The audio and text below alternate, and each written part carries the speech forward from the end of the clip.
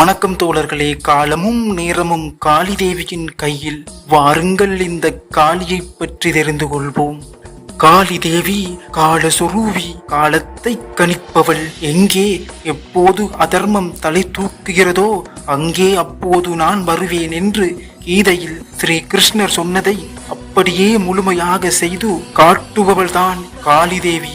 அதர்மம் எங்கே தலைவிரித்தாடுகிறதோ அங்கே அழிவை ஏற்படுத்துவாள். மோசக்காரர்களை நாசம் செய்வாள். அக்கிரமக்காரர்களை காலம் நேரம் பார்த்து அடியோடு அழித்து விடுவாள். நல்லவர்களுக்கு நன்மையை செய்வாள் அந்த மகாகாளி. தச்சன் நடத்தி யாகத்தில் சென்று கலந்து கொள்ள வேண்டுமென்று ஆசைப்பட்டாள் மகேஸ்வரி. பரமேஸ்வரனிடம் அனுமதி கேட்டாள். மறுத்தார் பரமேஸ்வரன். இருந்தும் யாகத்துக்கு சென்றாள். அங்கே தட்சனால் அவமானப்படுத்தப்பட்டாள். கோபம் கொண்ட உமாதேவி யாக குண்டத்தில் விழுந்து தன்னையே மாய்த்து கொண்டாள். பரமேஸ்வரன் தேவியை உயிர்த்தெழச் செய்தார். அப்போது உயிர் பெற்ற தேவி ஒரு பயங்கரமான உருவத்துடன் 10 அவதாரங்களாக 10 மகா வித்தையாக தோற்றுவித்தாள். அதில் முதலாவது வித்தையே காளி தேவி.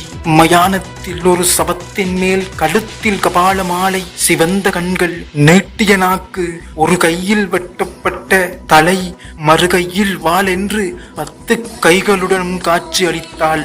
மகாகாளி பார்ப்பதற்கு பயங்கரமான தோற்றத்துடன் காணப்பட்டாலும் பக்தனிடம் ஒரு தாயை போன்று பரிவு பாசமுடன் இருந்து அருள்பாலிக்கிறாள். காளி தேவி மிகவும் சுறுசுறுப்பானவள். எப்போதும் தாமதத்தை விரும்பாதவள். யமனையே தன் வசப்படுத்தி வைத்திருப்பவள். எதிலும் அச்சமில்லை என்பது அவளது கொள்கை. உலகத்தில் கால பரிமாணத்தை குறிப்பவள் இந்த காளி தேவி. இவள் மகாகாளி, பிடாரி, பத்ரகாளி, அங்காளி என்று கிராம தேவதையாக இருந்து அருள்பாலிக்கிறாள்.